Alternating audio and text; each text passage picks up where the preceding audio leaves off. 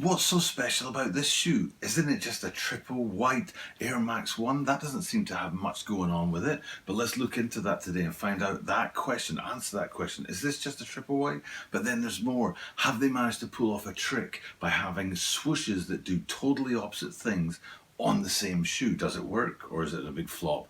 That's one of the things we're looking at today. And a massive question for this shoe is, how come that eyelet at the very top of the lacing system, that tiny little bit of the shoe, is actually the thing that holds the whole thing together? And if that was any other color, this shoe wouldn't work. So why is it that that eyelet holds it all together? And finally, how on earth did I get the giggles about white asparagus? That's what we're going to be talking about today, and those are the questions we're going to be answering as we take a close-up look at the upcoming release of the Nike Air Max 1 Asparagus. This is the Tokyo Bara 23 Sneaker Channel. Tokyo Bara 23 Sneaker Channel です。毎日アップするので、毎日見てください。And every single day from Tokyo, Japan, I bring you content about upcoming sneaker releases, sneaker news, and sneaker reviews. And that's exactly what we're doing today. This is just my kind of thing. This is exactly the kind of video I want to be making for you. It is about a week or 2 weeks before the drop date, taking apart a shoe, deconstructing it, telling you all the details on it so that you can make an informed choice about whether you want to get your hands on these guys or not. And that's really important to today's shoe because of that first question I asked about whether or not these guys are just a triple white sneaker. Because at first glance, that's what most people are going to say. They're going to look at this, they're going to think triple white Air Max 1, and they're going to think, what's the point? But I'm here to tell you today that you're wrong on that, and this is actually a very fire shoe, and there's a lot going on. And it includes the colors, because this is not a triple white, this is a lot more than that. So let's get into that and take a look at those colors first, and then we'll get into that eyelet later and why it's so important. Also that little story about how come I got the giggles once about white asparagus, and those swooshes and why they're so important and unusual to have swooshes in opposition that actually work. So let's get into all that, and we'll start with the very first thing that we were talking about, and it's to do with the colors on these guys. At first glance, triple white, but actually it's white, it's blue, it's grey, and it's cream. I think there's 4 different colours going on there, and if you're looking at this and thinking I've gone crazy, I'm absolutely completely wrong about that. Let me take you through it step by step. And first things first, let's zoom in on the toe box area of this so we can get a feel for the 2 colours that are at play on the shoe. Basically, there's 2 levels to this shoe. There's the lower level, and I don't mean that lower like top to bottom in the shoe. I mean in terms of like 3 dimensions. So the lower panels, the panels that sit lower on the upper of the shoe, are in white and white leather. But then on top of that, the overlays, like the quarter line of the toe box, is actually in a super faded light blue, incredibly faded light blue. Now I have no idea how well this is going to show up on the green screen here, but I certainly hope it does give you that idea of the white lower panel in smooth white leathers, and then on top of that, the lighter blue panel in smooth light blue leathers. And then if we travel back along the shoe, you'll see there are 3 different places where the white comes into play, and hopefully that contrast between the white and the blue sticks with you. So you've got the toe box with the lower panel in white and the wraparound or the overlay in blue. And then you come back to the quarter line, you can see the quarter line itself is in that light blue, and there's a little hit of white and just it's almost a teardrop sort of little piece of fabric in there. And then travel up a little bit towards the ankle, and you can see a better balance here, hopefully on the green screen again, where the top of the ankle is the white materials, and then the sort of lower, more standout parts of the shoe are in that blue. So hopefully right there you've got the 2 different main colours of the shoe, not just triple white, but actually blue and white playing off each other. But then the other 2 colours I talked about was cream and grey, and we'll save the grey for last because the grey is what ties it up to that top eyelet that I was talking about already. So we'll go down to the midsole and the outsole unit, and you see it's got a sort of 2-tone effect there, even though they're very close together. You can see the midsole slightly lighter than the darkened outsole, and if you flip them upside down, you get a real better sense of that kind of sail or grey or weathered feel to the outsole. So it definitely has that slightly coloured effect.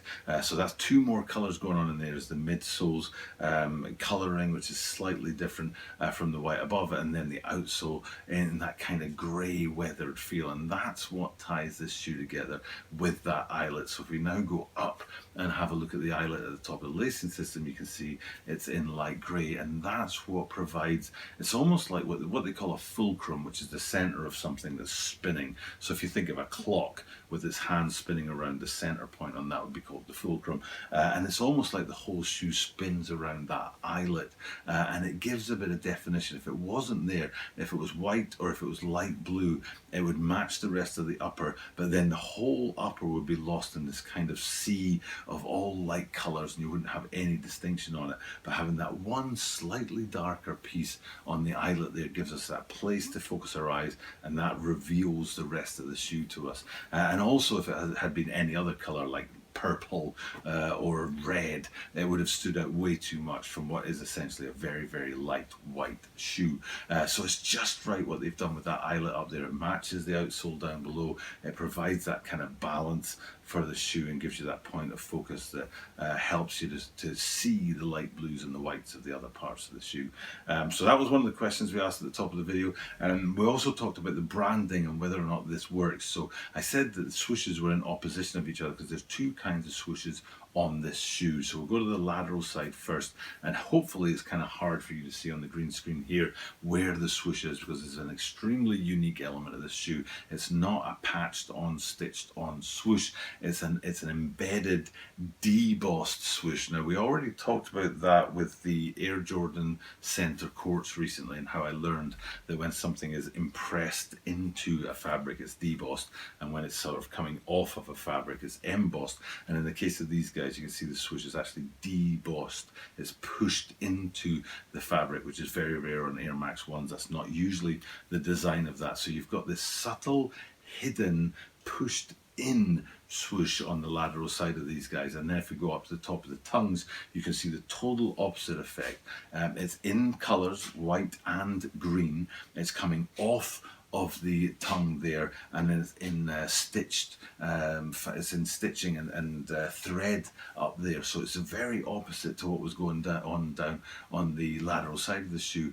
Usually what you'd see is commonality and similar kinds of branding or design techniques used throughout a shoe. So what you see on the lateral side, you'd see up on the tongue as well. So the fact that they're different is a big decision from Nike, and that's also the same on the heels. If we flip around to the back, you'll see exactly the same branding. This is where the Asparagus, in my opinion, the Asparagus line comes from, is that half green, half white swoosh. And it's not just half green and white and stitched, it's also split in the middle with a bit of separation. It would be easy to have a continuous swoosh that changes from green to white in the middle, but at that change point, they've actually separated them out a bit and put a bit of space between the two.